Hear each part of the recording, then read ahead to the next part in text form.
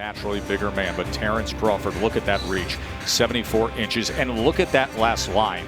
Power, punch, connect percentage just short of 50%. Introducing first, out of the blue corner. He weighed in at 147 pounds, wearing white trunks with red and blue trim.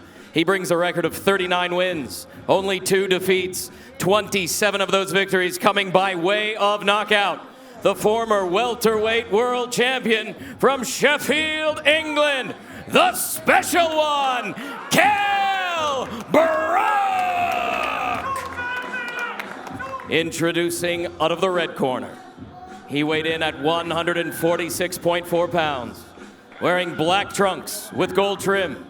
He brings a perfect record, 36 wins, no defeats, 27 victories coming by way of knockout.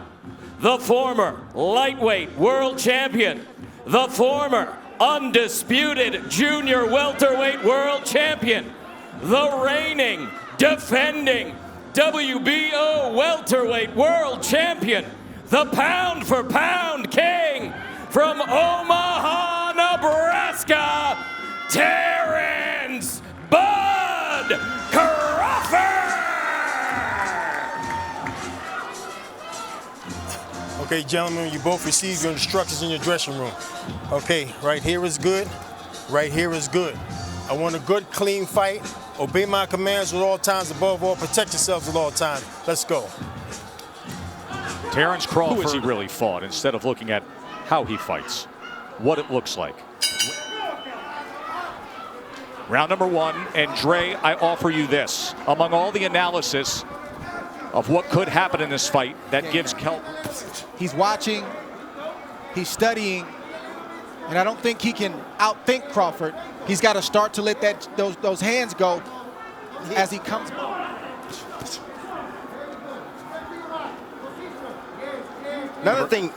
Another thing, Crawford. But in recent years, we have seen plenty of Crawford, mostly in the southpaw stance, and wildly effective. Also to the body. There he throws the right hand behind it. It's automatic. It's his favorite combination, but his jab right now is landing. He just scored with it accurately. Breaking the timing and the rhythm of Terence Crawford. And you have to do that with your jab. Set it up. Crawford looking to close that gap as he goes southpaw for a moment, doubles up the right-hand jab, and then comes with a left. Good exchange here as he switches back to righty.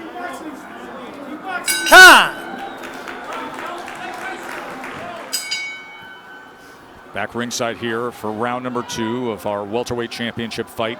Tim Bradley in that first round. Kell Brook, look at the muscles popping in the upper body of Kell Brook, and the base he has as well, that foundation with the legs. Looking to counter Crawford. He's trying to get Crawford to commit so he can make him pay. He's going to have to do it right now because plan A, Brook has the advantage. With a broken left orbital bone suffered. You also want to see how Brook takes the shots of Crawford as he starts to land. It's a battle of patience. Neither fighter can afford to make a mistake, and as you see, Brook stepped in just a tad bit, and Terence had combinations waiting on him. Crawford switches for one of 2 reasons. Either he sees something, the right-handed stance wasn't working, and he wants to see if he can get something going from the left-handed stance. Stop. No. And a 2 in Vegas. Joe, Tim, and Dre with you here in Vegas. Round number 3 of the championship fight. According to CompuBox.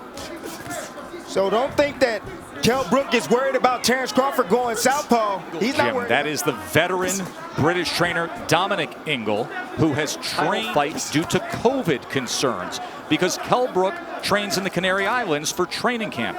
Thing that the southpaw stance has done is taking the jab away from Kell Brook. You see he's not landing his jab consistently anymore. But it does allow you to land a right hand like Brook just landed on Crawford right now. The right hand hands free. Can be the best weapon against the southpaw. On Kell Brook, he told us in the build-up to this fight that Brook can't fight mid-range and in close. Right now, Brook is winning the battle from the outside. Crawford's back valiantly, but he really didn't have any answers for that. See Crawford having his moments there. On the right eye of Terence Crawford in the right hand, right down the middle that just lands for Kell Brook. Way to answer that right hand.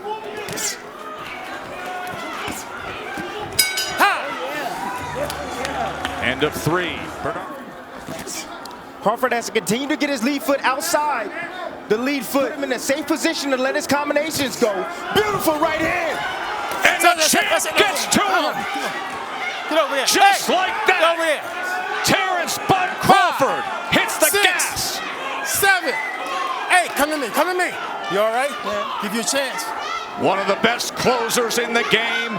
27 knockouts in his career.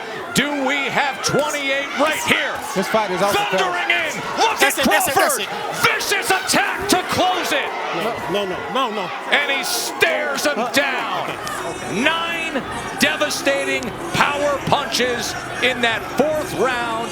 And as good of a start as Kell Brook had. Like a jab, like a right hook, right on the money, right on the button. And you see the legs right there of Brook as he wobbled back to that corner.